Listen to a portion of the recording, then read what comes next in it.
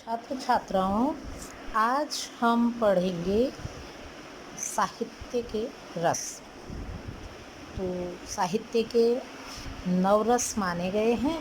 2 रसों की कल्पना की गई है, वात्सल्य रस और भक्ति रस।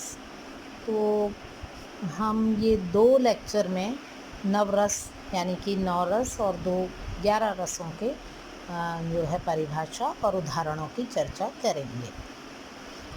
श्रृंगार रस पहला रस है। श्रृंगार रस साहित्य के पहले रस के 2 भेद माने गए हैं, संयोग श्रृंगार और वियोग श्रृंगार। संयोग श्रृंगार के अंतर्गत जहाँ नायक नायिका के मिलन में पारस्परिक प्रेम या रति भाव रहता है, वहाँ श्रृंगार रस होता है।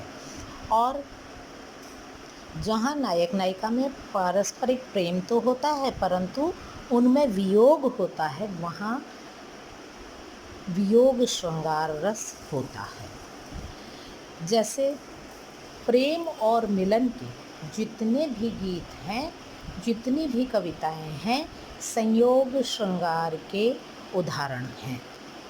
जैसे देखी रूप लोचन ललचाने, हरख जनु निज निधि पहचाने, थके नयन रघुपति छवि देखे, पलकन परिहरि निमेषे। ये राम और सीता की जो है एक दूसरे को देख करके उनके मन में प्रेम के भाव उत्पन्न होने का उदाहरण है, जो कि संयोग श्रृंगार का सुंदर उदाहरण बन पड़ा।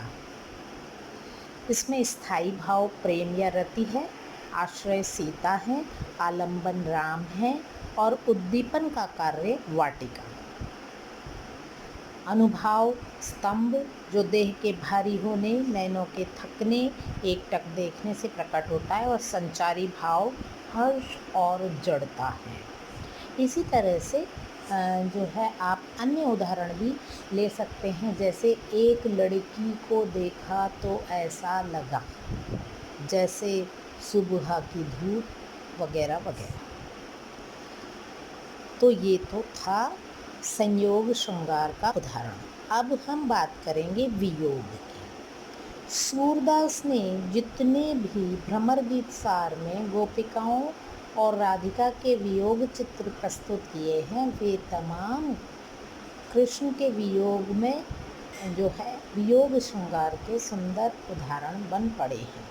जब गोपिका कहती है कि मधुबन तुम कत रहत हरे, कि मधुबन तुम शाम के बगैर कैसे हरे भरे दिखाई देते हो, तो ये वियोग का उदाहरण है।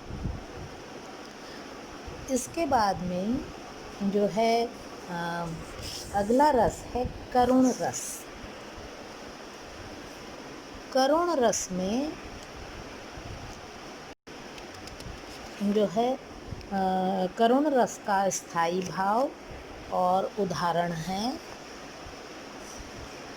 यहाँ स्थायी भाव शोक होता है, आश्रय मनु, आलंबन देवों का विनाश वगैरह है। और उदाहरण देती हूँ। प्रकृति रही दुर्जेय पराजित, हम सब थे भूले मद में, भोले थे हाँ तिरते केवल, सब विलासिता के नद में।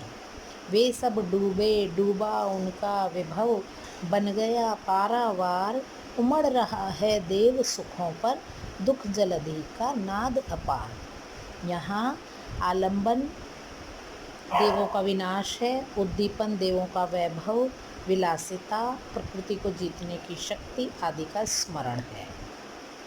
आहें भरना आदि अनुभाव है, चिंता ग्लानि स्मृति दीनता आदि संचारी भाव है। अब है हास्य रस।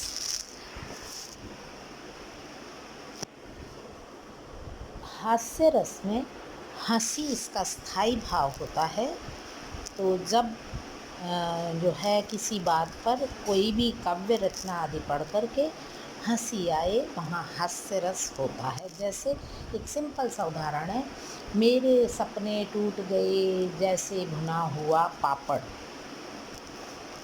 और जो है पौराणिक उदाहरण यदि देखें तो तेहि समाज बैठे मुनि जाई, हृदय रूप अहमिति अधिकाई, तह बैठे महेश गण दोऊ, विप्र भेष गति लखई न कोऊ। सखी संग लय कुंवरी तब, चली जनुराज मराल, देखत फिरई महीप सब, कर सरोज जय माल।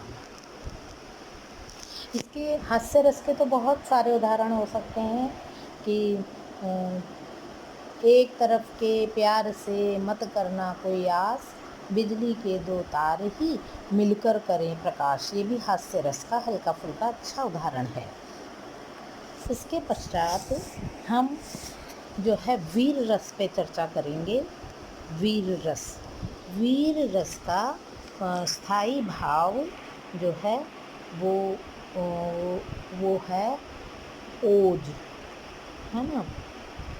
तो इसमें उत्साह इसका प्रमुख स्थायी भाव होता है। और जो है जैसे हम देखते हैं 15 अगस्त और 26 जनवरी के जो हमारे राष्ट्रीय महापर्व आते हैं, तो बच्चे में वीर रस आप सहज ही देख सकते हैं। बड़े खुशी उनका 15 अगस्त के गीत गाना, गणतंत्र दिवस को मनाना, सारे जहां से अच्छा हिंदोस्ता हमारा, हम बुलबुले हैं उसकी, ये गुलिस्ता हमारा।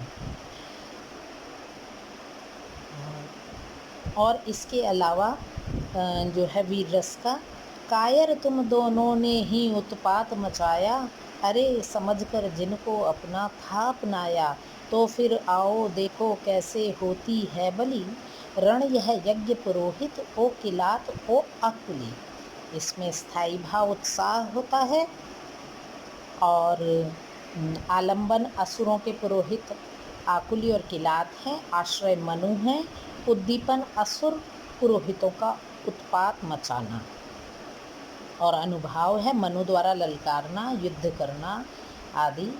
संचारी भाव तो आपको पता ही है, गर्व, आवेग, चपलता, अमर्ष आदि। तो आज हमने इन 4 रसों के बारे में पढ़ा, श्रृंगार रस, करुण रस, हास्य रस, वीर रस।